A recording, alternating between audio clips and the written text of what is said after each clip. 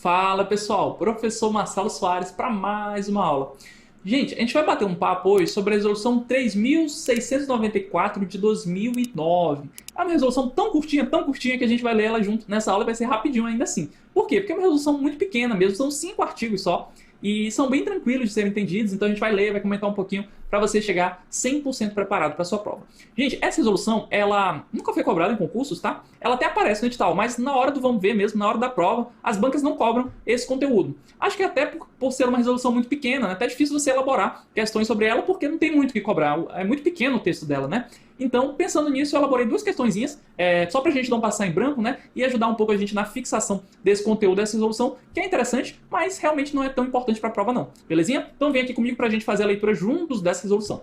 Resolução 3.694 de 2009. E ela trata, né, sobre a gestão de riscos, né, sobre a prevenção de riscos. O artigo 1º diz assim: as instituições financeiras e demais instituições autorizadas a funcionar pelo Banco Central do Brasil na contratação de operações e na prestação de serviços devem assegurar a adequação dos produtos e serviços ofertados ou recomendados às necessidades, interesses e objetivos dos clientes e usuários. Então, basicamente, o que está dizendo? Olha, deixa eu só pegar a canetinha aqui, né? Os produtos e serviços ofertados têm que estar condizentes com as necessidades dos clientes, né? Simplesmente isso. O inciso 2 diz assim: a integridade, a confiabilidade, a segurança e o sigilo das transações realizadas, bem como a legitimidade das operações contratadas e dos serviços prestados. Então, as instituições financeiras, né, elas têm que garantir isso: integridade, confiabilidade, segurança, sigilo das transações, né? Inciso 3º, a prestação das informações necessárias à livre escolha e a tomada de decisões por parte de clientes e usuários, explicitando, inclusive, direitos e deveres, responsabilidades, custo ou ônus, penalidades e eventuais riscos existentes na execução de operações e na prestação de serviços. Então perceba, né? As instituições financeiras, elas têm que dar informações, elas têm que expor, ainda que aquele indivíduo ainda não seja um cliente efetivo, né? Elas têm que dar as informações para que o potencial cliente consiga analisar as circunstâncias e aí sim exercer a sua livre escolha, como a resolução fala, ou seja, ela consiga avaliar as diferentes instituições financeiras e escolher a que está mais adequada às suas necessidades. É isso que a resolução está dizendo aqui, né? O fornecimento tempestivo. Gente, o que significa tempestivo? Significa no momento certo, né? No momento apropriado. Então, fornecimento tempestivo ao cliente ou usuário de contratos, recibos, extratos, comprovantes e outros documentos relativos a operações e serviços. Ou seja, a instituição financeira tem que entregar, né, no momento correto, não tem que ficar fazendo o cliente esperar muito tempo para ter recibos, extratos, comprovantes. Tudo isso, né? Olha aqui o 5º inciso: a utilização de redação clara, objetiva e adequada à natureza e complexidade da operação ou do serviço, em contratos, recibos, extratos, comprovantes e documentos destinados ao público, de forma a permitir o entendimento do conteúdo e a identificação de prazos, valores, encargos, multa, datas, locais e demais condições. Então, tem que garantir a redação clara e objetiva, né? Você não pode fazer aqueles contratos ali com letra miúda que fala uma coisa, dando a entender a outra, né? Tentando ali meio que passar e meio que enganar o cliente, nada disso. A redação dos contratos, dos termos, né, dos serviços, das multas, de tudo, tem que ter uma redação clara, uma redação objetiva, uma redação compreensível para o cliente. É isso que a resolução está dizendo, né? A formalização de título adequado estipulando direitos e obrigações para abertura, utilização e manutenção de conta pós-paga, né? Então, você tem aí que ter um título, um documento, né, formalizando os direitos e obrigações dessa conta pós-paga, né? Outra, o encaminhamento de instrumentos de pagamento ao domicílio do cliente ou usuário ou sua habilitação somente em decorrência de sua expressa solicitação ou autorização. Então aqui, gente, a instituição financeira não pode ficar mandando aí boleto à torta e à direito para o cliente não, né? Tem que ter uma autorização expressa, né? Como isso funciona na prática? Normalmente ali no contrato, né? Quando você vai abrir, por exemplo, uma conta, né, do banco, ou você vai solicitar um cartão de crédito, né? Normalmente ali no contrato que você faz a adesão, você autoriza que o banco mande o boleto para sua casa, tá bom? O importante é que haja essa autorização expressa do cliente, tá? O cliente tem que dizer: olha, beleza, pode me cobrar e pode mandar o boleto para o meu domicílio. É isso que a resolução está dizendo, tá bom? A identificação dos usuários finais, beneficiários de pagamento ou transferência, em demonstrativos e faturas do pagador, inclusive nas situações em que o serviço de pagamento envolver instituições participantes de diferentes arranjos de pagamento. Gente, o que ele está dizendo aqui? Identificação do usuário final, né? Beneficiário do pagamento, ou seja, quem é que vai receber esse dinheiro? Então, toda vez que você fizer uma transferência, tem que ter uma identificação clara de quem vai receber aquele dinheiro, né? Não pode ter, assim, muitos intermediários. Tem que estar dizendo: olha, quem vai ser o beneficiário desse pagamento. E por que isso é importante? Para justamente reduzir a possibilidade de fraudes, né? De conchavos, aí, de alguma forma de estelionato, né? Que o cliente às vezes pode estar sendo enganado por um terceiro, né? Porque achou que estava depositando na conta de um, mas estava depositando na conta de outro, né? Então tem que ter essa identificação clara do beneficiário do pagamento. É isso que a resolução está dizendo. Artigo 2º, as instituições referidas no artigo 1º devem divulgar em suas dependências e nas dependências dos estabelecimentos onde seus produtos são ofertados em local visível e formato legível informações relativas às situações que impliquem recusa à realização de pagamentos ou a recepção de cheques, fichas de compensação, documentos, inclusive de cobrança, contas e outros, né? Então, basicamente, o que a resolução está dizendo, gente, olha, tem que estar lá escrito exatamente o que você não faz. Ah, não recebo cheque. Não aceito cheque pré-datado, por exemplo, né? Então tem que estar tudo escrito ali em local visível, em local visível ali da instituição financeira. O cliente tem que saber exatamente, né, que ele não vai perder tempo na fila, por exemplo, né? Pô, vou fazer esse pagamento. Aí chega lá na hora, depois de esperar 40 minutos, por exemplo, descobre que não aceita esse tipo de pagamento. Então tem que ter essa informação já disponível, em local visível, para o cliente não perder tempo, né? E também para evitar discriminação. Às vezes o banco não quer receber aquele pagamento porque talvez não seja tão interessante para ele, né? Aí o cliente fala, tá, mas onde é que está isso? Então tem que estar lá a informação bem disponível em local visível, né? Para o cliente saber exatamente o que o banco faz, o serviço que ele presta, né? E quais são aqueles serviços que ele não vai aceitar o recebimento, não vai aceitar o pagamento. É isso que o artigo 2º está dizendo, né? Artigo 3º, é vedado às instituições referidas recusar ou dificultar aos clientes e usuários de seus produtos e serviços o acesso a canais de atendimento convencionais, inclusive guichês de caixa, mesmo na hipótese de oferecer atendimento alternativo ou eletrônico. Então, gente, os bancos eles não podem criar muito problema para fazer atendimento aí, presencial, né, aos canais de atendimento convencionais. Isso é interessante a resolução colocar, por quê? Porque o custo do atendimento para o banco, para a instituição financeira, do guichê, do caixa, é muito mais alto do que o atendimento realizado ali por um meio eletrônico, por um aplicativo, pela internet, pelo Internet Banking. Então, qual a ideia aqui do Banco Central? Fala, olha, beleza, você pode fazer todos os atendimentos aí de canais eletrônicos possíveis, mas você não pode ficar criando problema para o cliente ter também um acesso convencional ali no guichê de caixa. Por quê? Gente, porque existe um obstáculo também tecnológico, né? Para muitas pessoas. Primeiro, ter um celular não é tão acessível, né? Então não tem internet também para fazer essas informações, não tem familiaridade com os procedimentos na internet de um internet banking da vida, né? Então, o que o Bacen está garantindo aqui? Que essas pessoas também não tenham problemas para ter acesso aos serviços bancários, né? Então tem que ter também um atendimento aí mais tradicional, mais convencional nos termos da resolução, né? Não pode ficar criando, recusando ou dificultando esse acesso a canais de atendimento convencional. O parágrafo 1º diz assim, o disposto no caput não se aplica às dependências exclusivamente eletrônicas, nem à prestação de serviços de cobrança e de recebimento decorrentes de contratos ou convênios que prevejam canais de atendimento específicos. Então, tem situações, né, que aí o atendimento vai ser exclusivamente eletrônico. Aí tudo bem, né, mas não pode, o padrão ali, o atendimento bancário padrão, este não pode ser dificultado, né? O banco, a instituição financeira tem que sempre fornecer o acesso também ao modelo mais tradicional de atendimento, um modelo mais convencional. Parágrafo 2º. A opção pela prestação de serviços por meios alternativos aos convencionais é admitida desde que adotadas medidas necessárias para preservar a integridade, a confiabilidade, a segurança e o sigilo das transações realizadas, assim como a legitimidade dos serviços prestados em face dos direitos dos clientes e dos usuários, devendo as instituições informá-los dos riscos existentes. Então, olha, você pode sim ofertar os serviços bancários, né, por diversos meios alternativos. Pelo aplicativo, pelo celular, pela internet, pelo computador, enfim, do jeito que você quiser. Mas, independentemente do meio, você tem que assegurar os mesmos requisitos, aqueles mesmos princípios lá do atendimento convencional. Quais são esses princípios? Quais são essas regrinhas básicas? Integridade, a confiabilidade, a segurança e o sigilo das transações realizadas, tá bom? Então é isso que a resolução está dizendo. E aí o artigo 4º e 5º, né? Essa resolução entra em vigor na data de sua publicação e o 5º ficam revogados as resoluções anteriores, né? Então, simplesmente isso, vencemos a leitura de toda, né, resolução curtinha. Vamos fazer então algumas questõezinhas inéditas. De acordo com o artigo 1º da Resolução 3.694 de 2009, as instituições financeiras devem assegurar um conjunto de condições para a prevenção de riscos, dentre as quais se inclui, vamos ver, alternativa A formalização de título adequado, estipulando direitos e obrigações para abertura, utilização e manutenção de conta de pagamento pré-paga. Gente, pegadinha, né? A resolução fala sobre conta de pagamento pós-paga, não pré-paga, né? Então, existe tudo isso, essa formalização realmente de título específico e tal, mas é para conta pós-paga, né? Então vamos ver. B. A adequação dos produtos e serviços ofertados ou recomendados às necessidades, exceto para necessidades pessoais dos clientes. Não. Inclusive para as necessidades pessoais dos clientes. Então, os produtos aí ofertados pelas instituições financeiras devem ser adequados aos interesses, às necessidades, aos objetivos dos clientes e usuários. Então, B está errada também, né? Vamos ver assim, a possibilidade de cancelamento de contrato após 2 anos. Não, gente, tem que ser assegurado que a possibilidade de cancelamento a qualquer tempo. Você não pode aí ficar criando barreiras, né? barreiras, obstáculos, você tem que fazer o que? O atendimento, inclusive de cancelamento, de forma tempestiva, ou seja, rápida, né? Não pode criar muito obstáculo para o cliente. Então a C está errada também. Vamos ver a D.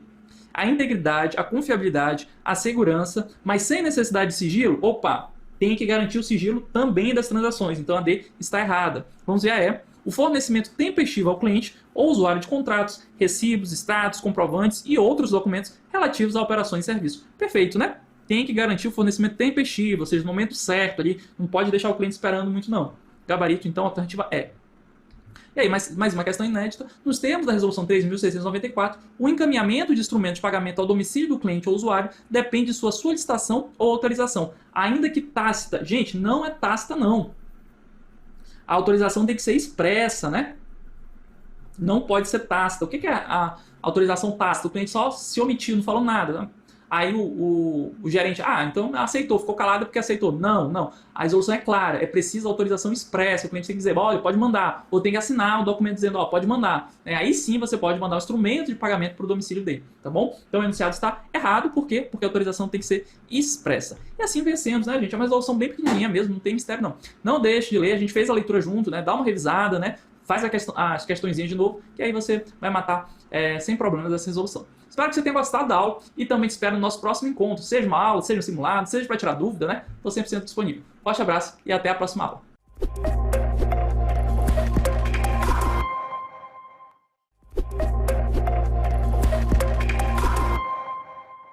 Fala pessoal, professor Marcelo Soares para mais uma aula.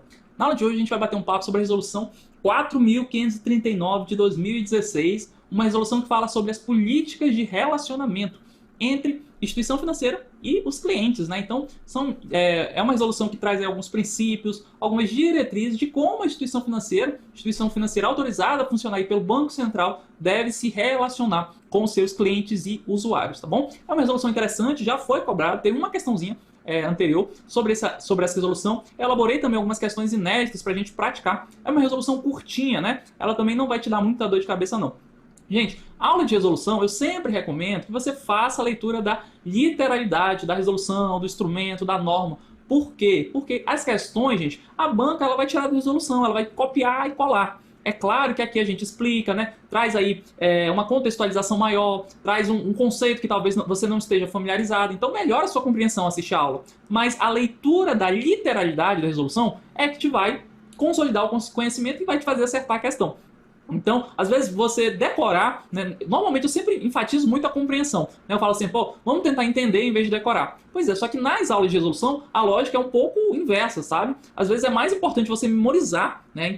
Memorizar mesmo a ideia ali, o que está escrito na norma, do que você entender. Porque as questões, às vezes, elas mudam um negocinho do nada ali, às vezes mantém até um sentido, mas por ter mudado, por não representar a literalidade da resolução, ela vai considerar isso errado. Então você tem que estar bastante familiarizado com a literalidade da norma, da resolução. É por isso que lá no PDF, inclusive, eu coloco a literalidade da norma, né? Eu transcrevo a norma e comento, Por quê? Porque eu quero justamente criar essa familiaridade sua com o texto da resolução. Belezinha? Então, simbora estudar a resolução 4.539 de 2016, resolução que trata sobre as políticas de relacionamento com o cliente, né? Gente, essa resolução ela está estruturada em capítulos. Ela possui um capítulo que define aí características do objeto e âmbito de aplicação da resolução, ou seja, né, sobre o que trata essa resolução, é o objeto, a quem se aplica essa resolução, que é justamente o âmbito de aplicação. E aí ela traz também um conjunto de princípios, né? Define o que é uma política institucional de relacionamento, o que ela deve ter, e aí finaliza, né, a resolução com as disposições mais gerais. Então são 4 capítulos, um falando sobre objeto e âmbito de aplicação, princípios, política institucional de relacionamento e, por fim, disposições gerais. Como eu falei, é de fato uma resolução bem curtinha, né? Começando então falando sobre o objeto, sobre o que trata, né, essa resolução, a quem ela se aplica. Pois bem, regra geral, gente, regra geral e âmbito de aplicação. Ela se aplica, regra geral, à instituição financeira e demais instituições a funcionar pelo Banco Central. Então toda instituição financeira e todas as demais instituições autorizadas a funcionar pelo Banco Central, regra geral, elas vão observar então essa resolução. Se tem regra geral é porque tem exceção, né? E sim, tem exceção. Qual é a exceção? Essa resolução ela não se aplica a administradores de consórcio e a instituições de pagamento. Então essa resolução não se aplica. Fica atento, porque exceção as bancas gostam de cobrar, né? Além disso, essa resolução ela se aplica a todas as etapas, né, todas as fases de relacionamento com o cliente, inclusive a pré-contratação e pós-contratação. Então perceba, né, antes de efetivamente ser cliente, né, na fase ainda de pré-contratação, ou seja, aquele usuário começou a conversar já com o banco, pegou algumas informações, mas ainda não fechou um contrato com o banco, ou seja, ainda não é efetivamente um cliente, ainda está na fase de pré-contratação, né? Ainda assim, nessa fase de pré-contratação, eu vou seguir as disposições da resolução. É isso que a gente está vendo aqui, né? Inclusive na pré-contratação e na pós-contratação, ou seja, após a contratação, no pós-venda, essa resolução também é aplicável. E ela estabelece alguns princípios. Quais são esses princípios? Isso também tem carinha de prova, né? Quais são os princípios que devem reger o relacionamento da política institucional de relacionamento? A ética, a responsabilidade, a transparência e a diligência. Então, de novo, ética, responsabilidade, transparência e diligência. São esses os princípios de uma boa política institucional de relacionamento com o cliente. Esses princípios, em conjunto, vão ajudar a empresa a construir uma imagem institucional positiva. Marcelo, que história é essa de imagem institucional? Gente, imagem institucional é como as pessoas percebem aquela organização. Está muito associada à ideia de reputação. Então, o que é uma instituição financeira que tem uma boa imagem institucional? É uma instituição financeira que tem uma boa reputação, ou seja, que ela transmite credibilidade, ela transmite segurança, os clientes se sentem confortáveis de comprar dela, de contratar com ela. Por quê? Porque sabe que é uma empresa sólida, uma empresa robusta. Então é essa a ideia. Então, imagem institucional é justamente essa imagem, né, que a instituição financeira possui, que ela transmite para os seus clientes, tá bom? Então, imagem institucional é isso, né? Então, esses princípios ajudam a construir uma imagem institucional positiva, ou seja, ajudam a transmitir credibilidade, segurança e competência. Então, o que a resolução está dizendo? Olha, você tem que seguir esses princípios aqui na sua política de relacionamento, porque se você fizer isso, você vai ter uma imagem institucional positiva, uma imagem que transmite credibilidade, transmite segurança, transmite competência para os seus clientes. É isso que ela está dizendo aqui, belezinha? Gente, beleza, entendi os princípios, ética, responsabilidade, transparência, diligência, mas na prática, né, como eles se aplicam? A resolução diz exatamente também, né, a aplicação dos princípios requer algumas providências, como promover uma cultura que incentiva o relacionamento cooperativo, ou seja, ali diferentes setores tentando se ajudar, tentando ajudar o cliente, né, tendo empatia, é isso que a gente está vendo aqui. Dispensar tratamento justo, equitativo e tempestivo ao cliente, né, tratar de maneira igual, não deixar o cliente esperando, né, ter o atendimento tempestivo. Assegurar conformidade e legitimidade dos produtos e serviços. É claro, né, seus produtos, seus serviços como instituição financeira têm que estar de acordo com as normas, com os regulamentos, né?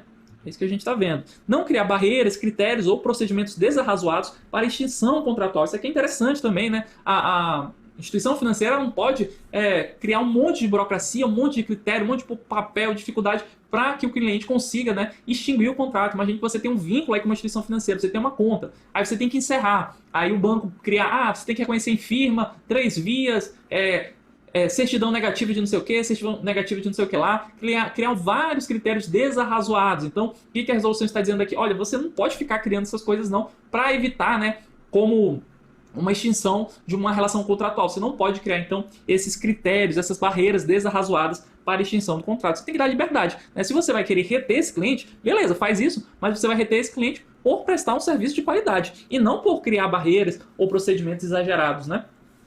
É isso, então, que a resolução diz. Pois bem, na hora de elaborar a política institucional de relacionamento, a resolução também traz algumas regrinhas. A primeira regrinha, essa resolução ela tem que ser aprovada, nessa política institucional de relacionamento, ela deve ser aprovada pelo Conselho de Administração ou pela diretoria. Então existe aí um agente competente, né, para aprovar a política institucional de relacionamento com o cliente.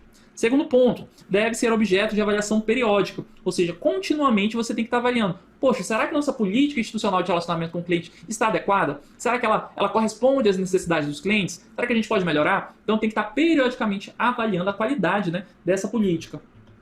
Outro ponto, né, prever programas de treinamento dos empregados. Né? Você tem que estimular e disseminar esse conhecimento. Seus empregados têm que conhecer qual é a política da empresa sobre o relacionamento com os clientes. Então, isso também é uma regrinha que a resolução estabelece. Deve ser formalizado em um documento específico, então tem que ter lá um documento exclusivo, né? É um documento falando só sobre a política institucional de relacionamento com o cliente. Não pode botar ali dentro de um grande manual, escondidinho. Ah, tá aqui o manual, que ninguém sabe, ninguém viu. Não, tem que ser um documento exclusivo, um documento específico, trazendo só a política institucional de relacionamento com o cliente. É isso que a resolução está dizendo aqui.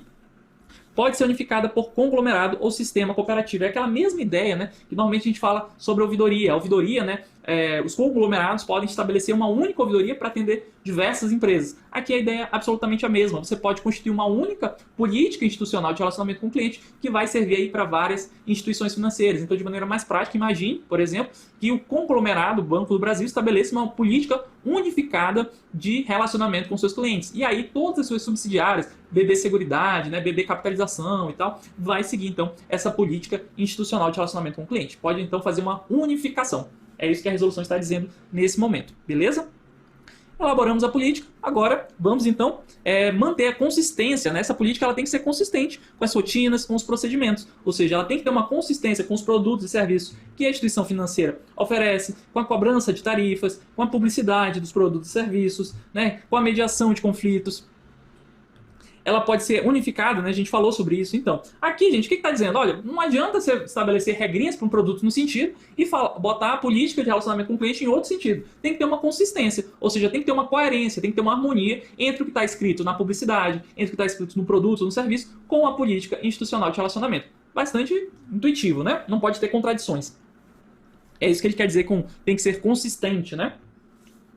E aqui, gente, não basta elaborar a política, né? É preciso monitorar e acompanhar a política, né? Fazer avaliações periódicas. E isso é feito por meio de testes periódicos realizados pela auditoria interna, né? Então, a auditoria interna, que é um órgão aí presente nas instituições financeiras, deve fazer testes periódicos da política institucional de relacionamento do cliente para ver se essa política está sendo colocada em prática mesmo, né? Então, por exemplo, imagine que a política institucional de relacionamento com o cliente define que o prazo de resposta, né, da gerência de vendas é de 3 dias. Aí a auditoria interna vai ver se esse prazo está sendo cumprido, vai levantar as demandas, né, realizadas pelos clientes, vai ver o prazo a data de abertura, a data de encerramento e vai verificar então se está sendo respeitado, por exemplo, o prazo, né, de resposta. Então, o que a resolução diz? Olha, esse órgão chamado auditoria interna, né, ele deve fazer testes periódicos para ver se essa política institucional de relacionamento com o cliente está sendo colocada em prática, se está sendo efetivada, tá bom?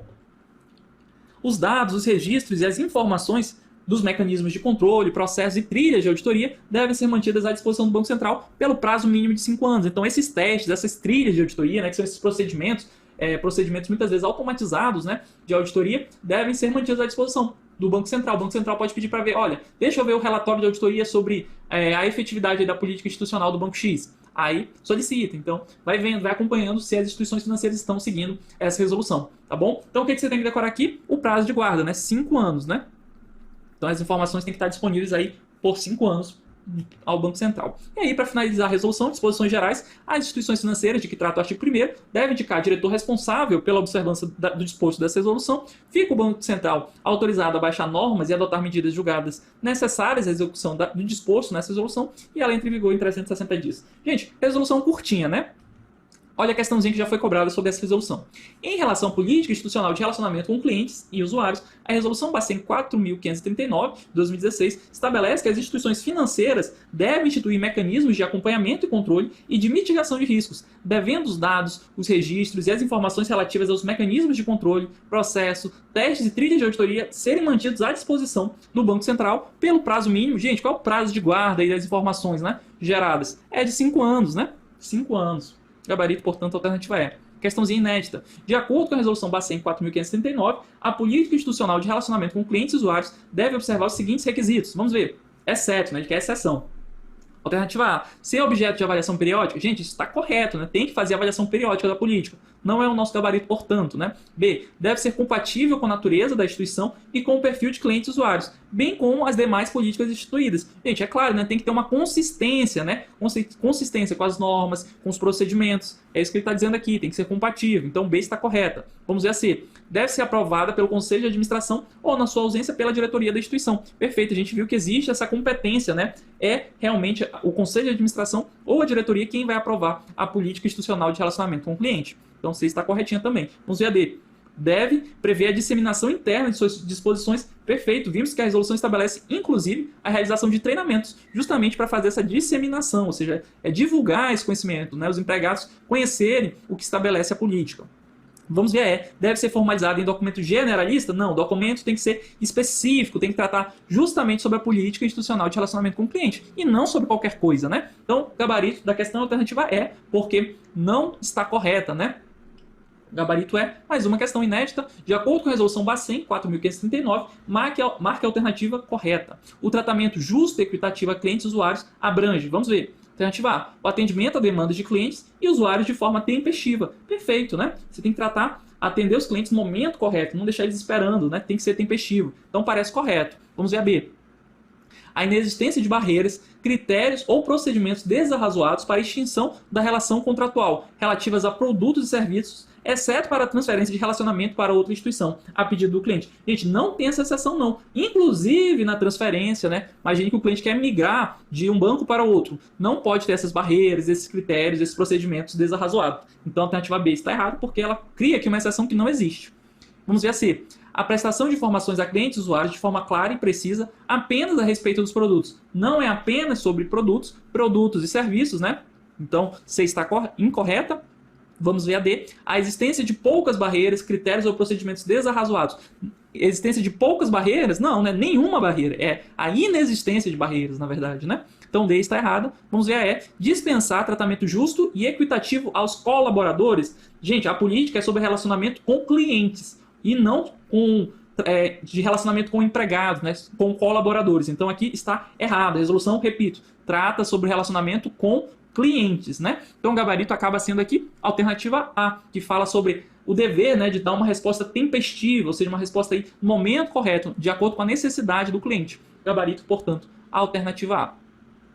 Mais uma questão inédita, o artigo 6º da Resolução Bacen 4.539, de 2016, define um conjunto de finalidades a serem alcançadas pelos mecanismos de acompanhamento, controle e mitigação de riscos da política institucional de relacionamento com clientes e usuários. Não se inclui, dentre essas finalidades, vamos ver. Então, não é finalidade da política de relacionamento com o cliente, né? Alternativa A, avaliação da efetividade da política institucional de relacionamento. Opa, isso aqui é sim uma finalidade, né? Ele quer que não se inclui, não é o nosso gabarito. B, a implementação da política institucional de relacionamento. Opa, você quer sim implantar, você quer elaborar, você quer implantar, você quer garantir a efetividade. Então B é sim uma finalidade. C, o monitoramento do cumprimento da política institucional de relacionamento, inclusive por meio de métricas e indicadores adequados, perfeitos, são aqueles testes, né, realizados pela auditoria interna, né? Pode envolver métricas, indicadores, para ver se a política está sendo realmente efetivada, né? Vamos ver a D. Concepção de produtos e serviços. Gente, a política é de relacionamento com o cliente. Ela não tem a ver com a concepção de produtos, né? Você não vai, na política, definir quais vão ser os produtos que vão ser desenvolvidos, quais vão ser os serviços que vão ser desenvolvidos. Você está estabelecendo, na verdade, diretrizes de como a instituição financeira vai se relacionar com o cliente. Como ela vai atender esse cliente, como ela vai ouvir esse cliente, né? Essa é a ideia, e não sobre desenvolvimento de produtos como proposto pela alternativa D de dado, que está incorreta, né?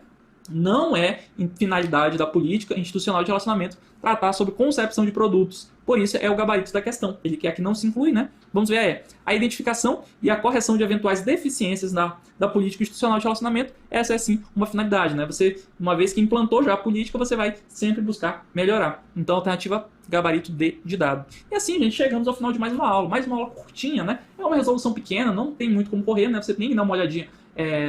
Fazer a leitura da literalidade da resolução, olha lá o PDF, né? Tem a literalidade, eu faço comentários. Aqui na aula eu já te dei uma visão geral muito boa sobre a resolução, expliquei os conceitos, te mostrei os pontos principais, então você já tem uma boa visão. Agora é só realmente dar aquela lapidada final, fazendo a leitura da literalidade da resolução, que está lá no PDF, repito, tá bom? Então eu espero que você tenha gostado dessa aula e te espero já no nosso próximo encontro. Tchau!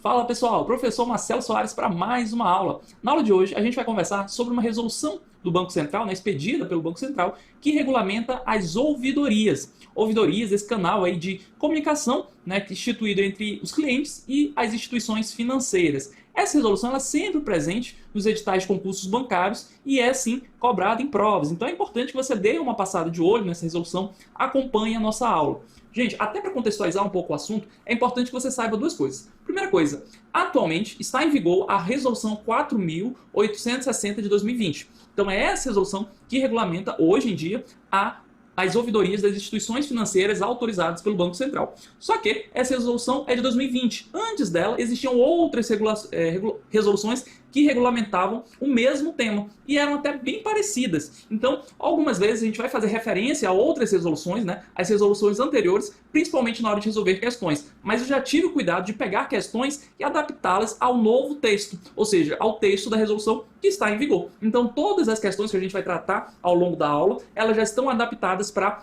a redação da resolução em vigor, a resolução 4.860 de 2020. Belezinha? Então essa é a primeira observação importante. Segunda observação importante, gente, é que todas as aulas que tratam sobre resolução, sobre instrumento normativo, sobre uma norma específica, é muito importante que você leia a literalidade da resolução. Não basta só ver a aula, não basta ficar aí comendo pipoca, né, assistindo a aula como se fosse Netflix. Não é assim que a gente se prepara, tá bom? Você tem sim que fazer a leitura da resolução, você tem que ter familiaridade com a norma. Por que, Marcelo, é tão importante isso? Porque as questões de concurso, gente, elas copiam e colam mesmo a resolução. É na cara dura. Então o que a banca faz? Ela pega um artigo, muda um negocinho e diz que está certo. Aí você tem que dizer, não, isso aqui está errado por causa disso. Então você tem que ter uma familiaridade com a letra da resolução, né? E é por isso que lá no PDF eu coloco a norma e comento, né? Eu sempre vou botando a literalidade da norma e comentando em seguida, para você pegar justamente essa familiaridade com o texto, com a literalidade da resolução. Para a videoaula, o que eu fiz? A gente esquematizou mais o assunto, né? Deu aí os pontos principais, chamou a atenção para alguns conceitos, esclareceu algumas coisas, mas, repito, é indispensável que você faça a leitura da literalidade da norma, ou, claro, utilize a aula, né? O PDF, eu já coloco lá a literalidade da norma e vou comentando em seguida. Belezinha? Então, espero que você esteja animado aí, muito animada para nossa aula, né? A água já está aí do lado, né? O seu caderno também. Então, simbora, vamos começar falando aí sobre a resolução 4.860 de 2020, que é a resolução que regulamenta as ouvidorias. Essa resolução, gente, ela está organizada em capítulos, precisamente 9 capítulos. O primeiro capítulo fala sobre o objeto dessa resolução, ou seja, sobre o que ele trata, e o âmbito de aplicação, ou seja, a quem se aplica essa resolução. O segundo capítulo fala sobre a finalidade, então ele vai descrever as finalidades de uma ouvidoria, para que serve uma ouvidoria. Em seguida, o terceiro capítulo ele vai falar sobre a organização. O quarto capítulo vai falar um pouco sobre o funcionamento, como é que é o dia a dia de uma ouvidoria, né? Quais são os prazos que ela tem que observar, quais são os procedimentos que ela tem que fazer, né? É essa a ideia. Aí no quinto capítulo, a gente vai tratar um pouco sobre as exigências formais, né? Quais são as regrinhas que devem constar lá no contrato social, no estatuto social, sobre as ouvidorias, né? Quais são o regramento para fazer a designação dos ouvidores. Então, são essas questões mais formais que a gente vai tratar no quinto capítulo. No sexto capítulo, vamos falar um pouco sobre a prestação de informações, ou seja, né, a quem se destina as informações geradas e tratadas pelas ouvidorias. E aí vamos falar um pouco sobre a certificação, né? Quem é que pode trabalhar? Você vai ver que não é qualquer pessoa que pode trabalhar numa ouvidoria, né? Tem que ser uma pessoa certificada, ou seja, ela tem que ser uma pessoa que tenha conhecimento sobre as atividades de ouvidoria, ela tem que fazer uma prova, né? Ela tem que ter essa certificação. A gente vai falar sobre isso também. E aí, vamos falar um pouco sobre a avaliação direta da qualidade, que é a avaliação feita pelo próprio consumidor, né? Aquele próprio cliente que está recebendo o serviço, então ele tem que ter direito, né, a avaliar o serviço de maneira direta, né? A gente vai falar sobre isso também. E aí, a gente chega nas disposições finais da resolução. Então essa aqui é a visão geral da resolução, né? Ela está organizada, portanto, em 9 capítulos, né? Sendo que cada capítulo trata sobre cada um desses assuntos que a gente colocou aí no slide. Então vai ser o nosso roteirinho de estudos, né? É interessante que você tenha essa visão geral justamente para ir organizando as coisinhas na sua cabeça, beleza? Então vamos começar falando sobre o objeto, né? Ou seja, sobre o que trata essa resolução. Gente, essa resolução ela trata sobre as ouvidorias. E o que são ouvidorias, né? Ouvidoria, gente, são um canal de comunicação entre os clientes e a empresa e tem por atribuição básica receber e tomar providências sobre manifestações, sugestões, reclamações, denúncias e elogios. Então, as ouvidorias, gente, é um canal, um órgão que se cria dentro de uma instituição financeira, dentro do nosso contexto, né? E que é responsável justamente para receber todas as críticas, todas as denúncias, todas as manifestações realizadas pelos clientes. Então, é um órgão destinado a fazer esse meio de campo entre cliente e a instituição, tá bom? Então, essas são as ouvidorias, esse canal de comunicação. Grava aí, ouvidoria, canal de comunicação entre empresa e cliente, tá bom? Esse é o conceito de ouvidoria. Dentro do contexto da resolução que a gente está estudando, é o canal que se cria entre a instituição financeira, né, que a gente está falando aqui no âmbito das instituições financeiras e os clientes dos serviços bancários, né? Então essa é a ideia aqui. Agora falando sobre o âmbito de aplicação, ou seja, a quem se aplica essa resolução? Ela se aplica às instituições autorizadas a funcionar pelo Banco Central, o famoso Bacen, né? E que tenham clientes pessoas naturais ou pessoas jurídicas, classificados como microempresas e empresas de pequeno porte. Então existe aqui um requisito. Não é qualquer instituição financeira que deve observar as disposições dessa resolução sobre as ouvidorias. Tem que ser uma instituição financeira que tenha como clientes pessoas naturais ou pessoas jurídicas, microempresas e empresas de pequeno porte. Então, pensando aí numa questãozinha, né? A banca propõe, por exemplo, submete-se a aplicação da resolução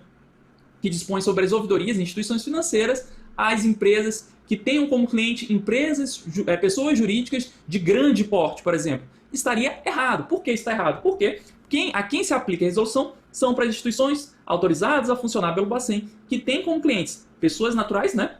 Ou seja, pessoas físicas, né? E pessoas jurídicas, microempresas e empresas de pequeno porte. Beleza? Então fica atento a esse âmbito de aplicação.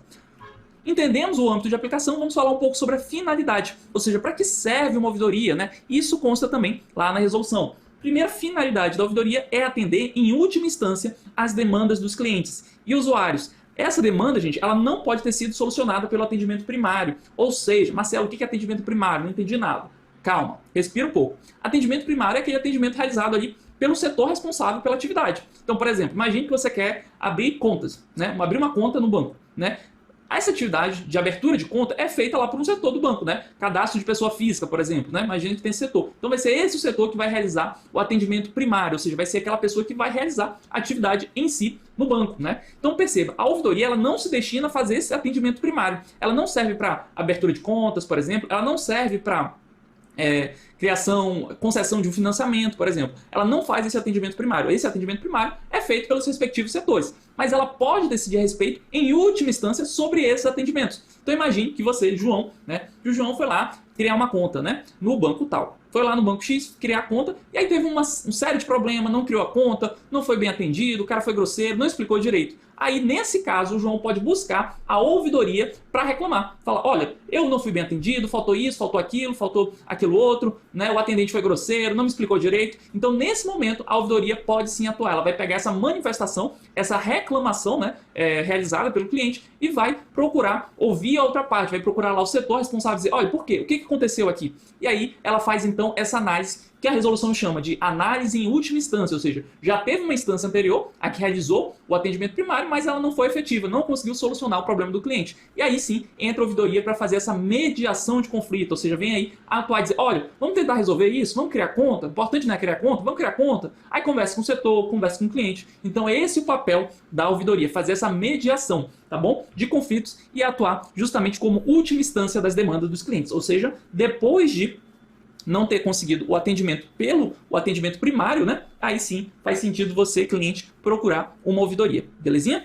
Outro ponto, atuar como canal de comunicação entre a instituição e o cliente, inclusive na mediação de conflitos. Foi exatamente o que a gente falou há pouco, né? Então a ouvidoria muitas vezes ela vai aparecer ali para apaziguar as coisas, né? Dizer, olha, cliente, tenha calma, vamos tentar resolver e cobrar também lá do outro setor. Poxa, vamos resolver, o cliente aqui está querendo esse serviço e a gente não está conseguindo prestar. Então ela vai fazer essa mediação de conflitos, ela vai atuar aí como um terceiro, né? Para ser mais independente, para buscar uma solução razoável para o caso, tá bom? Esse é o papel, as principais finalidades, então, de uma ouvidoria, de acordo com a resolução, né?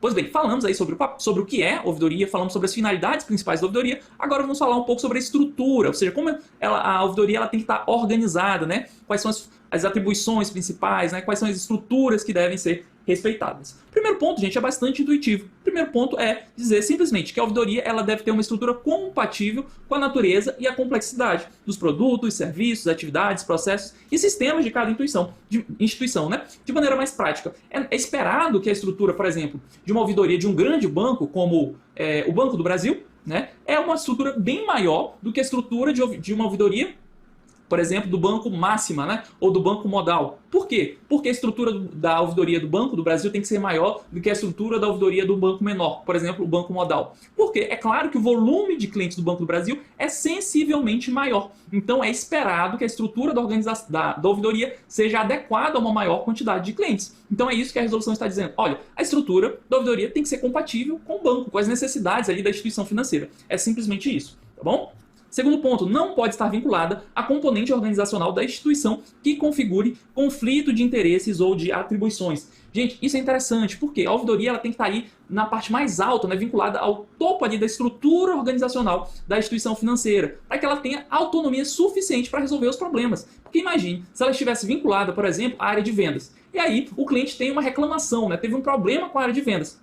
E aí ele vai e procura a ouvidoria, né? Se a ouvidoria é subordinada, por exemplo, à área de vendas, aí ela não vai ter autonomia. Como é que ela vai chegar lá e cobrando o chefe dela, né, o gerente de vendas, por exemplo? Então ela não teria essa autonomia. Então, para evitar esse tipo de situação, para evitar esse tipo de conflito de interesse, né, essa expressão que a resolução utiliza, a ouvidoria ela deve ter uma certa autonomia, ela deve estar vinculada ali aos níveis mais altos da estrutura organizacional. Na prática, normalmente a ouvidoria ela está vinculada ali à diretoria, à presidência ou ao conselho de administração das instituições financeiras, justamente para não ter essa situação de conflito de interesse, né? Porque se ela ficasse vinculada a uma área específica, né, toda vez que tivesse um problema com aquela área, aí a ouvidoria não teria independência suficiente para atuar, tá bom? Então é isso que a resolução está dizendo, não pode estar vinculada então a uma área, né, que configure conflito de interesses. Outro ponto interessante, gente, é que é possível que haja compartilhamento da estrutura da ouvidoria. Ou seja, é possível que mais de uma instituição financeira, em vez de cada uma instituir a sua própria ouvidoria, elas se juntam e montam uma estrutura aí em comum, uma estrutura compartilhada. É uma estratégia interessante para você economizar custos, né? Porque é claro que a estrutura de uma ouvidoria é cara para as empresas, né? Você tem que contratar pessoas, tem que certificar essas pessoas, tem que capacitá-las, né? Então tem um custo, né, de você estruturar uma ouvidoria. Então qual a estratégia? Você pode compartilhar essa estrutura com outras instituições financeiras. Então se junta ali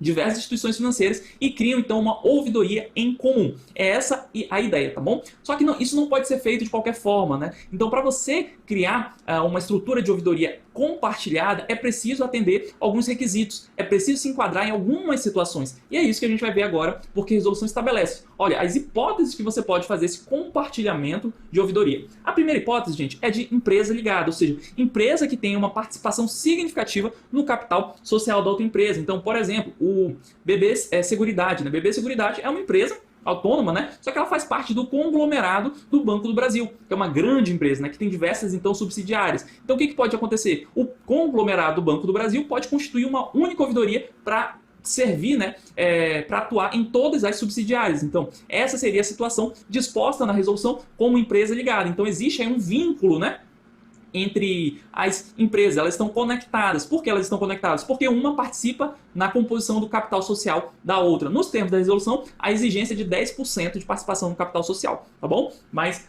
o que você tem que saber nesse momento, né, é justamente a hipótese, né? Então, primeira hipótese, para que haja esse compartilhamento de ouvidoria, as empresas estejam ligadas, né? Segunda hipótese, né, a associação de classe que seja filiada. Então, a associação de classe, imagine aí uma associação de classe que envolve diversas instituições financeiras, ela pode constituir uma única ouvidoria para atender todas as instituições financeiras filiadas. Essa é a segunda hipótese prevista na resolução.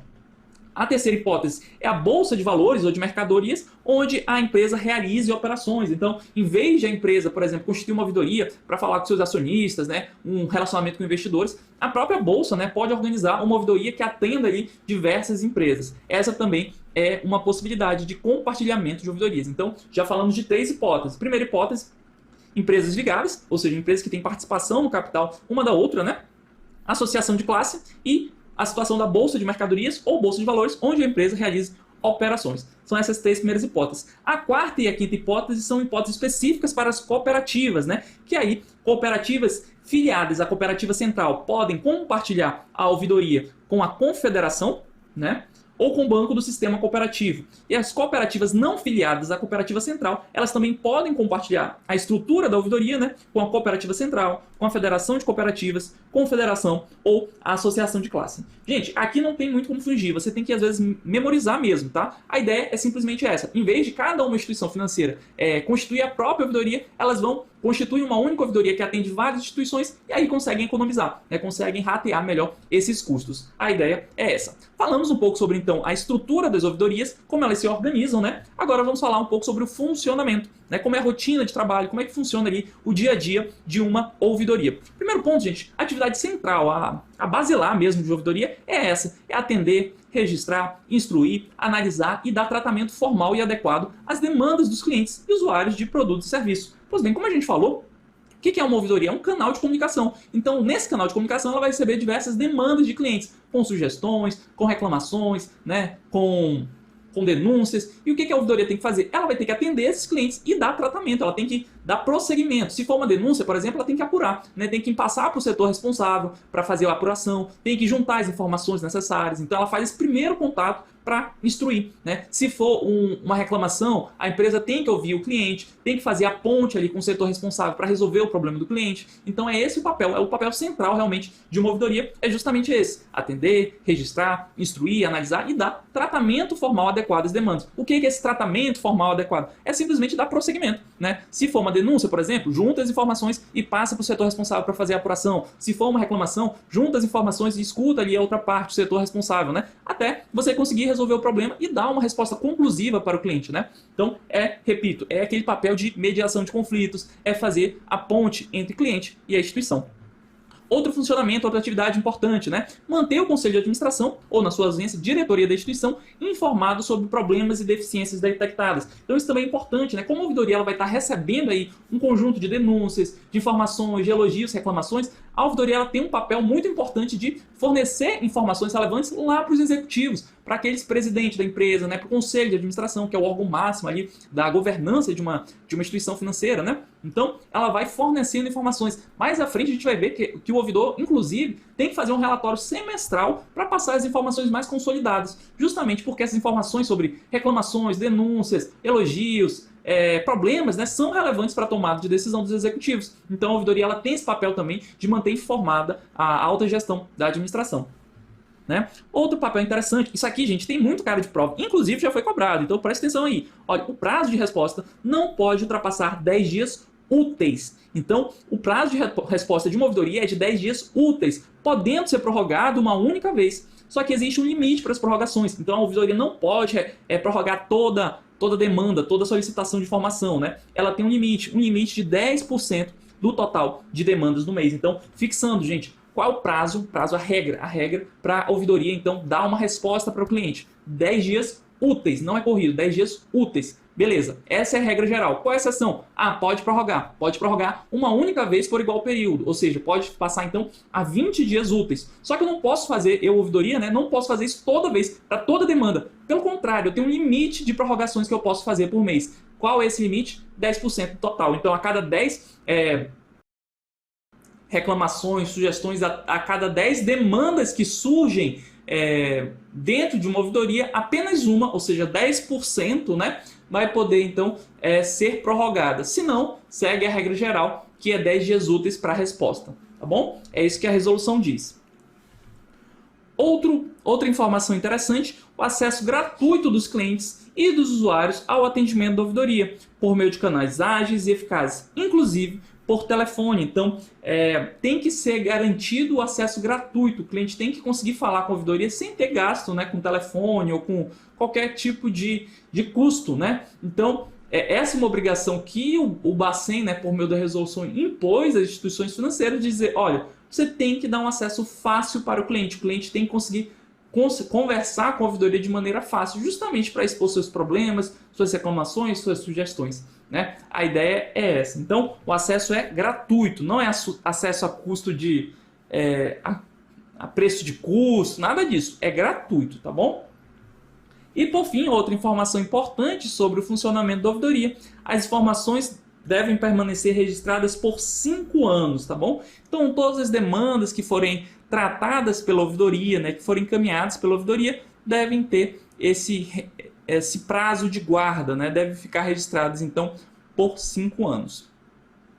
Falamos um pouco sobre o funcionamento, vamos em frente agora falando sobre as exigências formais, ou seja, né, são circunstâncias que devem constar lá no estatuto, no contrato social da instituição financeira. Vamos ver aqui, ó.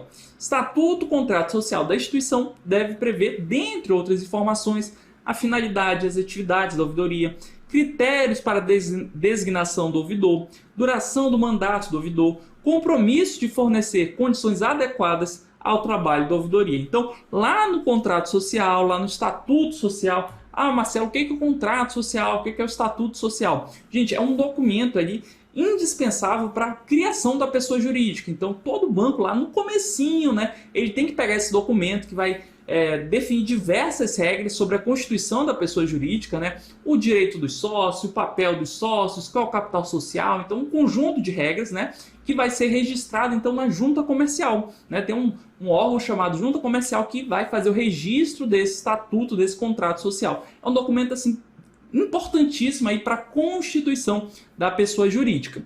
Pois bem, nesse documento, né, o Bacen diz, olha, os requisitos da ouvidoria, das atividades da ouvidoria são tão importantes que eu quero que você inclua essas informações lá no seu estatuto social, lá no seu contrato social. Então você tem que incluir isso, tá bom? Quais informações que ele diz que deve incluir?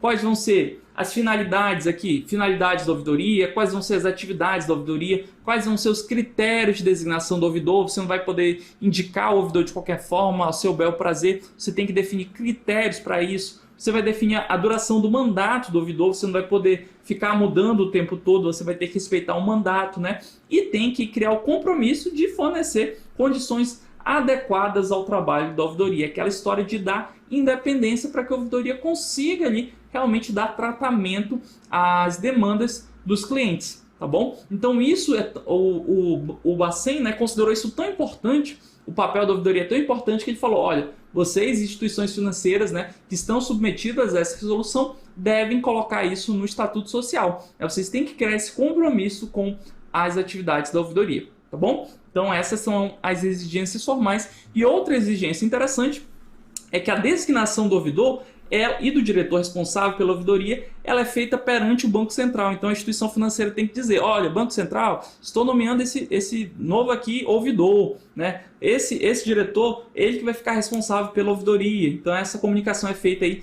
perante ao Banco Central. Falamos aí sobre as formalidades, né? Agora vamos falar um pouco sobre a prestação de informações. A gente já falou sobre isso, né? Falamos aí que a ouvidoria ela tem um papel muito importante por receber muitas informações dos clientes, né? Então ela tem esse papel de prestar informações para a alta administração, né? Para que ela consiga dar tratamento, consiga planejar melhor suas estratégias a partir daquilo que os clientes estão dizendo lá na ouvidoria, né? E nesse sentido a resolução estabelece alguns prazos, né? Para que a ouvidoria realize então relatórios, né? O diretor responsável pela ouvidoria deve elaborar relatório semestral, né, quantitativo e qualitativo referente às atividades desenvolvidas pela ouvidoria nas databases de 30 de junho e 31 de dezembro. Então nessas duas datas aí, o diretor responsável pela ouvidoria ele deve fazer um relatório dizendo, olha, dizendo, por exemplo, né, os principais elogios, né, foram para os setores tal, né? As reclamações elas enfatizaram muito os produtos tal e serviços tal, né?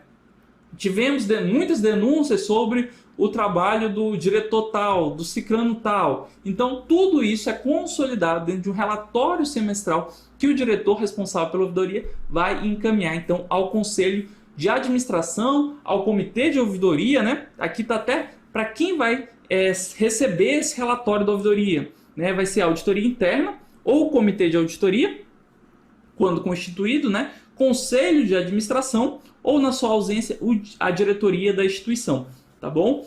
E disponibilizado nos sítios eletrônicos. Então esse relatório também muitas vezes é disponibilizado nos sítios das próprias instituições financeiras. Então perceba, né? Perceba que esses relatórios vão realmente aí para a alta administração, né? Para a auditoria interna, claro, né? Porque muitas vezes vai envolver denúncias que podem ser apuradas aí pela auditoria interna. Comitê de auditoria, gente, o comitê de auditoria ele normalmente é constituído em grandes empresas, né? Então, além da auditoria interna ali, né, que seria um órgão menor, você cria ali uma estrutura maior, um comitê de auditoria que seria um nível mais alto ainda de governança, né? Que aí você junta vários conselheiros que vão avaliar, inclusive, o trabalho da auditoria interna, tá? Então, o comitê ele seria um órgão ainda maior. Mesma situação acontece aqui quando ele fala sobre Conselho de Administração ou diretoria da instituição. O Conselho de Administração normalmente ele está presente, né? Ele é constituído em empresas maiores. Senão a gente só tem ali no nível mesmo de diretoria, tá bom? Enfim, o que você tem que entender aqui? Que esse relatório da ouvidoria ele vai para esses setores, né? Auditoria interna, comitê de auditoria, conselho de administração e diretoria da instituição. Belezinha? Então é isso aqui. Agora falando um pouco sobre a certificação. Gente, certificação, né? Primeiro ponto, né? É preciso que o indivíduo, né, da ouvidoria, o integrante da ouvidoria, ele demonstre que está apto, né, a trabalhar na ouvidoria. E isso é feito justamente por exame de certificação. É muito comum, né, as instituições financeiras elas têm diversas certificações, né? Tem certificação para atuar em determinadas áreas, né? CPA, né? CPA 10, CPA 20, tem diversas certificações, né? E para trabalhar na ouvidoria também é preciso ter uma certificação específica, tá bom? É isso que a gente está vendo aqui, a resolução ela criou isso, né? No sentido de garantir uma qualidade melhor dos trabalhos da ouvidoria. Então não vai ser qualquer pessoa que vai trabalhar na ouvidoria, tem que ser uma pessoa que demonstrou conhecimento sobre aquela área, tá bom? Inclusive a resolução traz aqui alguns conhecimentos, algumas disciplinas que devem constar no exame de certificação.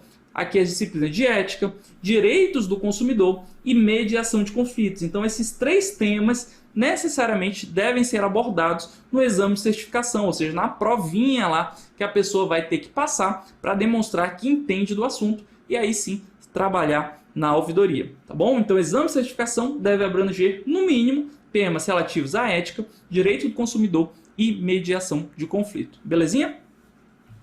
Falamos aí sobre a certificação, vamos falar agora sobre a avaliação direta da qualidade. Gente, o que é avaliação direta da qualidade? É simplesmente o cliente, aquele usuário realmente do serviço, do produto, avaliando a qualidade do serviço. Então você não pergunta para ninguém, você pergunta ali de quem usou o serviço e pede, e aí o serviço, você gostou ou não gostou? Né? A gente vê muito isso acontecer. Isso é uma imposição, inclusive, dessa resolução, né? E ela propõe a estrutura dessa avaliação, né? A estrutura é a seguinte, ó, avaliação estruturada de forma a obter notas de 1 a 5, sendo 1 o nível mais baixo de satisfação e 5 o nível mais alto de satisfação. Então é realmente uma escala crescente, né? As instituições então elas criam as avaliações diretas de qualidade, que é o cliente avaliando o serviço, e aí tem que montar nesse formato de uma escala crescente, onde 1 é o menor nível de satisfação, então o cliente não ficou satisfeito com o serviço, e 5 é o nível máximo, o cliente ficou super satisfeito com o serviço. É essa a ideia. Pegadinha, possível questão, inverte a coisa, né? Propõe que é uma escala decrescente e diz assim, olha, a avaliação, a estrutura da avaliação direta de qualidade deve observar uma escala de 1 a 5, sendo 1 o nível máximo de satisfação e 5 o menor nível de satisfação. Perceba que eu inverti as coisas. Não, então está errado. Qual é o formato da escala da avaliação direta de qualidade? É crescente. 1 é o menor nível de satisfação e 5 é o nível máximo de satisfação. Belezinha? Então, é isso que a gente está vendo aqui. Outro ponto importante sobre a avaliação direta da qualidade, ela deve ser disponibilizada em até um dia útil após a resposta conclusiva, né?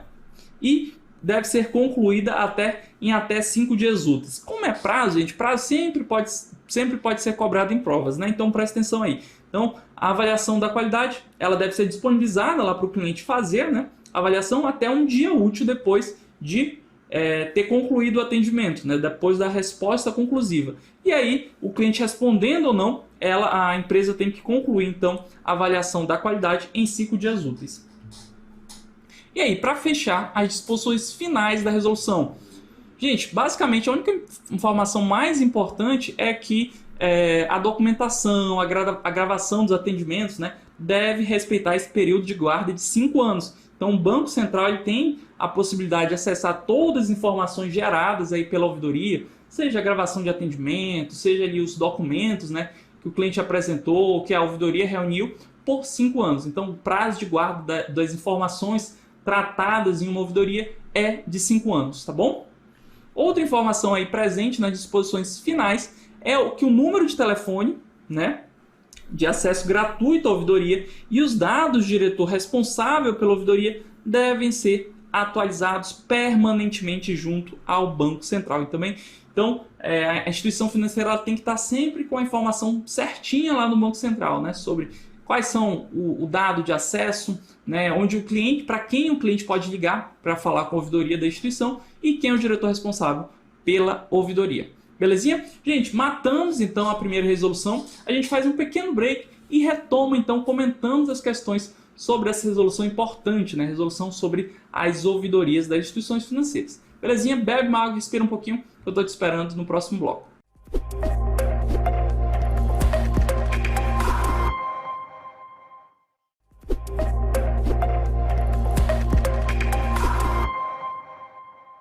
E aí, preparado, preparada para fazer questões então da resolução 4.860 de 2020, a resolução que regulamenta as ouvidorias nas instituições financeiras autorizadas pelo Banco Central? Então, beleza, então vem comigo. Gente, só relembrando, eu mantive algumas questões anteriores que tratam sobre outras resoluções, mas eu adaptei, né? Então, tudo que a gente vai ver aqui está atualizado sim. A questão fala que é a resolução 3.849. Beleza, é a resolução 3.849, mas por quê? Porque ela trata igualzinho a resolução 4.860 de 2020, que é a resolução em vigor. Então, eu mantive as questões, né, que estão de acordo com o texto atual, ou seja, o texto em vigor da resolução. Belezinha? Então vem comigo fazer as questões, gente. Primeira questão diz assim: Sesgran-Rio, Banco do Brasil, escriturário 2015.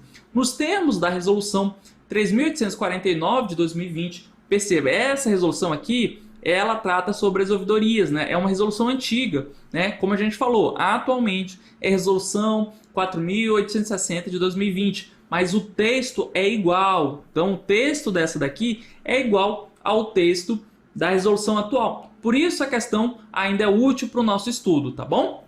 Então, diz assim: o acesso telefônico da ouvidoria deve ser... Gente, como é o acesso telefônico à ouvidoria? Todo acesso, todo canal à ouvidoria deve ser o quê? Gratuito.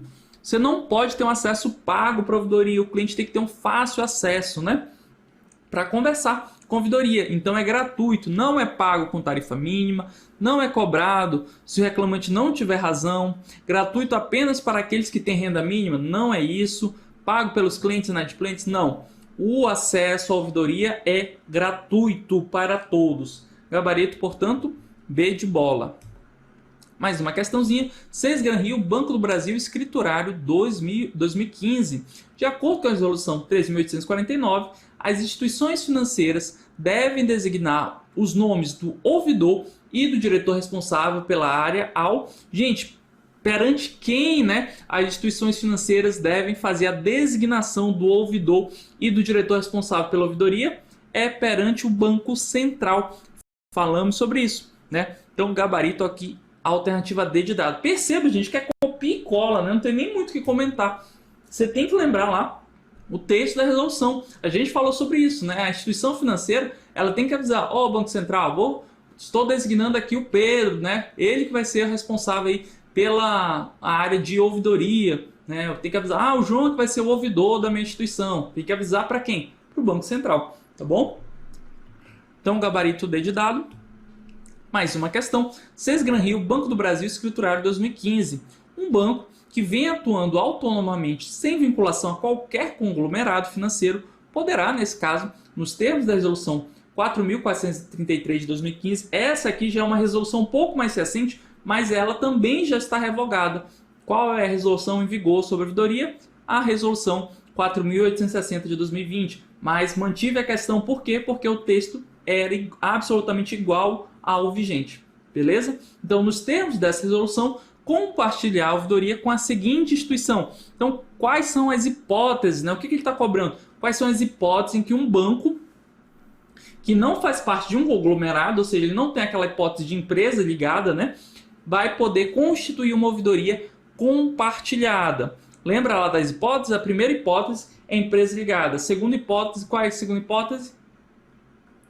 A segunda hipótese é associação. Associação de classe. Está aqui, ó. Associação de classe a qual seja filiado. Qual a terceira hipótese? Seria a bolsa de valores, né? Então, relembrando aí as três hipóteses, né, de a gente constituir um compartilhamento de ouvidoria. Primeira hipótese, empresa ligada, ou seja, aquelas empresas que têm aí participação em um conglomerado, elas têm uma participação societária, né, no capital social da outra empresa. Segunda hipótese, qual é a segunda hipótese? É justamente da associação de classe, que a gente está vendo aqui, que foi cobrada. E a terceira hipótese é a história lá da bolsa de valores, da bolsa de mercadorias, onde a empresa tem as atividades, né? Então são essas 3 hipóteses principais e aí a gente tem mais 2 ainda falando especificamente sobre as cooperativas, tá bom? Então aqui ele está falando de banco, não é cooperativa, então a gente tem que procurar uma daquelas 3 hipóteses. Não é órgão autorizado a funcionar pelo Banco Central, não é sociedade de capital aberto, não é banco vinculado a qualquer grupo financeiro, não é isso. Sociedade especializada com terceiros, não. É associação de classe. Você pode sim fazer uma ouvidoria, né, compartilhada em uma associação de classe e essa ouvidoria então vai atender diversas instituições financeiras, né? Então, gabarito C de casa. Mais uma questão, Sesgran Rio, escriturário 2015. O ouvidor de uma instituição financeira exerce sua função com diligência, procurando resolver a contento todas as reclamações dos clientes, inclusive recomendando mecanismos para evitar problemas similares aos já detectados no curso da sua atividade. Possuindo parca estrutura administrativa, né, acumula resolução de problemas com a gerência de reduzida equipe e elaboração de relatórios, que nos termos da resolução 4.433 de 2015, que aqui, repito, está igual ao texto vigente, da 4.860, devem ser encaminhados a algumas instâncias, entre as quais, gente, para quem tem que mandar os relatórios da ouvidoria? Falamos sobre isso. É o que? Auditoria interna, comitê de auditoria, conselho de administração e diretoria. Não é isso? São 4. Então, sindicato dos bancos? Não. Órgão de defesa do consumidor? Não. Banco Central? Não. Presidente do banco? Não. Comitê de auditoria, auditoria interna, comitê de auditoria, presidência não, diretoria, né, do banco e conselho de administração. Aqui, dentre as hipóteses, a gente vê que é o que? É o comitê de auditoria. Então, gabarito, alternativa E. Aqui está até a resolução, trouxe aqui o texto, né? O diretor responsável pela auditoria deve elaborar relatório semestral quantitativo e qualitativo referente às atividades desenvolvidas pela ouvidoria, nas databases de 30 de junho e 31 de dezembro. O relatório de que trata o caput deve ser encaminhado à auditoria interna, ao comitê de auditoria, quando constituído, e ao conselho de administração, ou, na sua ausência, à diretoria da instituição. Então, aqui 4, auditoria interna, comitê de auditoria, conselho de administração e diretoria da instituição. Dentre as alternativas, a gente vê que a única que está correta é a alternativa E, que fala sobre o comitê de auditoria. Belezinha? Mais uma questão. Sesgran Rio, Banco do Brasil, escriturário 2013. Segundo a resolução 3.849, no tocante à instituição do componente organizacional de ouvidoria, o estatuto ou contrato social da instituição financeira deve conter de forma expressa, gente, ele quer as formalidades, né? As exigências formais, ou seja, aquelas informações que devem constar no estatuto, no contrato social sobre a ouvidoria. Vamos ver. Alternativa A, o nome do ouvidor. Gente, o nome do ouvidor não tem que estar lá no estatuto ou contrato social da instituição financeira, não. Imagine, seria uma confusão. Por que seria uma confusão, Marcelo? Porque o estatuto social, o contrato social, ele é um documento muito importante ali, é muito utilizado ali na constituição da pessoa jurídica. Não foi isso que a gente falou? Pois é. E justamente por ser muito importante, ele deve receber diversas formalidades. Você não consegue ficar mudando assim de forma tão rápida, de forma tão célere, o contrato social, o estatuto social de uma empresa. Então, se você coloca o nome do ouvidor, seria uma confusão, porque toda vez que você tivesse que mudar o ouvidor, você teria que mudar o estatuto social, o contrato social da empresa, o que não faz o menor sentido. Então, a resolução ela não diz para botar o nome do ouvidor, não. Diz para colocar os critérios de designação do ouvidor, né? Então, os critérios sim, o nome do ouvidor não. Então, a alternativa A já está errada.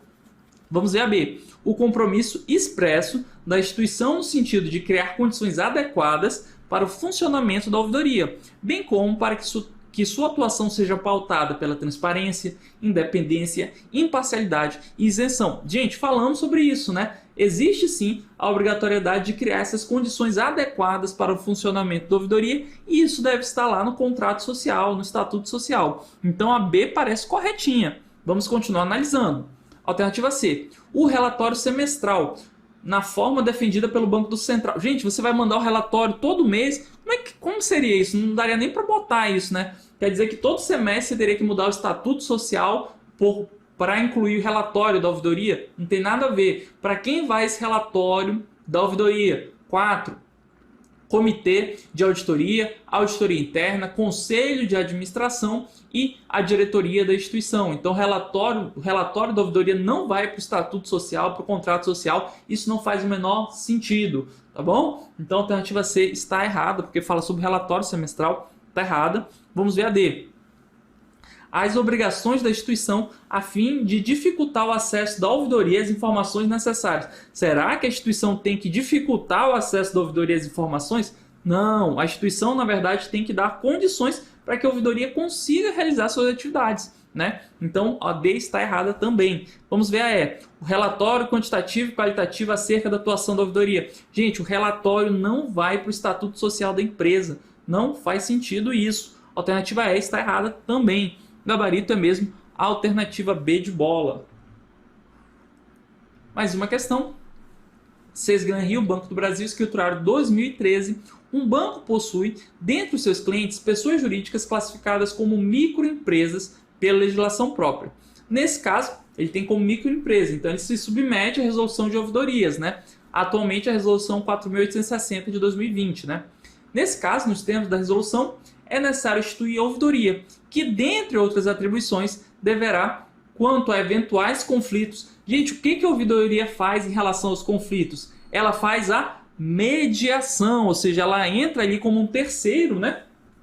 Para apaziguar as coisas, para falar, olha, vamos tentar resolver, né? Cliente, instituição financeira, vamos sentar aqui e vamos conversar. Então é esse o processo de mediação. Então a expressão utilizada na resolução é mediação de conflitos, né? Não é julgamento, não é acordo, não é arbitragem, não é juizado. A expressão que a resolução utiliza é de mediação de conflitos. E é tão importante isso, gente, porque se você estiver atento, a gente falou que lá na certificação, né, ou seja, naquela provinha, né, que os integrantes da ouvidoria têm que fazer para demonstrar que estão aptos a trabalhar em uma ouvidoria, consta lá que um dos temas que deve constar, né, que deve aparecer nesse exame de certificação é justamente a mediação de conflitos. Justamente por quê? Porque a finalidade da ouvidoria é fazer essa mediação, atuar como terceiro, apaziguando as coisas entre cliente e a instituição financeira. Belezinha? Então, a alternativa é o nosso gabarito, mediação.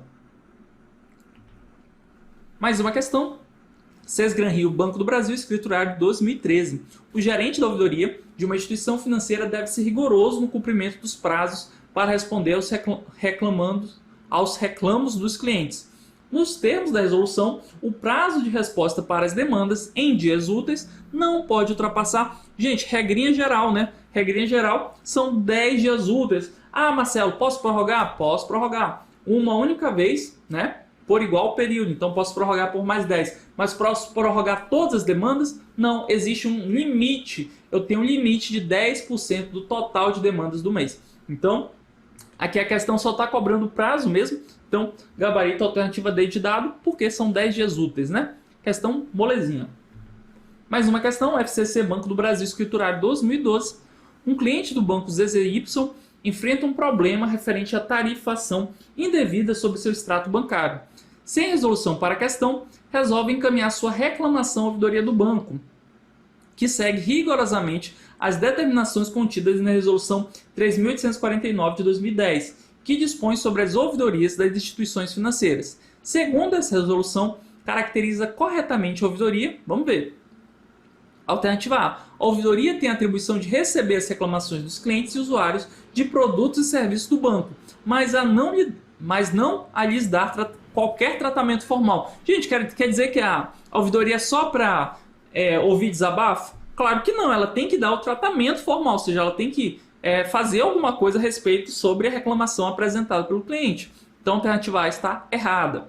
B. O banco não tem incumbência de garantir o acesso gratuito aos clientes e usuários de produtos e serviços ao atendimento da ouvidoria. Isso está errado, por quê? Porque o banco tem sim um dever de garantir o acesso gratuito à ouvidoria. Então B está errada, vamos ver a C. A ouvidoria deve informar aos reclamantes o prazo previsto para a resposta final, o qual não pode ultrapassar 40 dias corridos. Está errado, né, gente? Qual é o prazo para a resposta da ouvidoria? 10 dias úteis, podendo ser prorrogado uma única vez, né? Então, a alternativa C está errada. Vamos ver a D. A ouvidoria deve desempenhar a função de canal de comunicação entre o banco, seus clientes e usuários de seus serviços e de seus produtos e serviços. Opa, parece correto, né?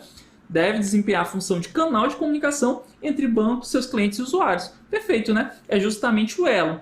A alternativa D parece correta, mas vamos continuar analisando. A alternativa é vedada a instituição financeira expressar em seu estatuto ou contrato social o compromisso de criar condições adequadas ao funcionamento da ouvidoria. Isso está errado, porque não é vedado, pelo contrário, é obrigatório que haja esse compromisso lá no estatuto social. Então o gabarito é mesmo a alternativa D de dado, porque de fato a ouvidoria é esse canal de comunicação entre banco e clientes, né? Gabarito é mesmo D de dado. Mais uma questãozinha, FCC Banco do Brasil Escriturário 2011, a resolução 3.849 de 2010 dispõe que as instituições financeiras e demais instituições autorizadas a funcionar pelo Banco Central do Brasil, que tenham como clientes pessoas físicas ou jurídicas classificadas como microempresas na forma da legislação própria, devem instituir um componente organizacional de ouvidorias, com a atribuição de atuar como canal de comunicação entre essas instituições. Gente, a ouvidoria é um canal de comunicação entre quem? A gente acabou de falar, né? Entre as instituições financeiras e os clientes e usuários do banco, né? Vamos ver, alternativa A, os clientes e usuários de seus produtos, exceto na mediação de conflito? É errado, né? Por quê? Não é certo. Por que não é certo? Porque a ouvidoria vai sim fazer mediação de conflitos, né? Então vamos ver a B, clientes e usuários de seus produtos e serviços, inclusive na mediação de conflitos. Perfeito, né? Parece correto. Vamos continuar analisando. C, com o Banco Central? Não, gente. A ouvidoria não faz ponte, né, entre o Banco Central e a instituição financeira, não. A ponte é com os usuários e clientes. É até possível, né, que a ouvidoria, de maneira aí mais excepcional, faça aí algum alinhamento do Banco Central com a instituição financeira, mas não é o papel dela. O papel da ouvidoria é ser o canal de comunicação entre clientes e usuários e a instituição financeira, né? Normalmente o banco, mas não é esse relacionamento com o Banco Central, não. Tá bom? Então C está errada, vamos ver a D. O Banco Central do Brasil e os clientes e usuários de seus produtos, inclusive na mediação de conflitos, como a gente falou, o Banco Central não, é os clientes e usuários de seus produtos e serviços apenas nas questões de litígios com o Banco Central do Brasil. Não tem esse papel do Banco Central. Gabarito é mesmo B de bola. Por quê? Porque a ouvidoria é o canal de comunicação entre as instituições, né, e os clientes e usuários de seus produtos, inclusive na mediação de conflitos. Gabarito, então, B de bola. E aí, gente, chegamos ao final de uma aula, né? Fizemos várias questões, todas as questões anteriores que eu encontrei sobre essas resoluções, né? Não só sobre a 4.860, que por ser muito recente, não tem nenhuma questão anterior dela, né? Mas as questões sobre as resoluções anteriores que tratavam sobre o tema da mesma forma, né? Então a gente conseguiu fazer até uma boa quantidade de questões sobre essa resolução, que é relativamente tranquila, né? Então é aquele tipo de ponto que é interessante que você faça, né? Não vai vacilar. Dá uma olhada lá na literalidade da norma, ela consta lá no PDF, a gente coloca sempre a literalidade da norma e comenta um pouquinho para ficar mais claro. E aí vê essa aula onde eu chamo a atenção para os principais pontos, explico algumas expressões que talvez não sejam tão familiares para você, e aí pronto, você está 100% preparado, mas não deixe de ler a resolução, tá bom? Ou a resolução ou o PDF, né? O PDF ainda tem os comentários, então, tá bom? Não fica com preguiça, por quê? Porque é aquela questãozinha que é quase certa. Eu não diria que, Marcelo, com certeza vai cair. Não, essa resolução não é necessariamente vai cair. Mas a gente viu que tem um histórico razoável de cobrança. Então, tem um histórico razoável e é um assunto relativamente tranquilo. Por quê? As questões são literais, elas vão copiar e colar a resolução. Então, você tem aí como ler a resolução e garantir esse pontinho, né? Então, espero que você tenha gostado da nossa aula e já estou te esperando no nosso próximo encontro. Seja no simulado, seja numa aula, seja para tirar uma dúvida. Beleza? Forte abraço e até a próxima.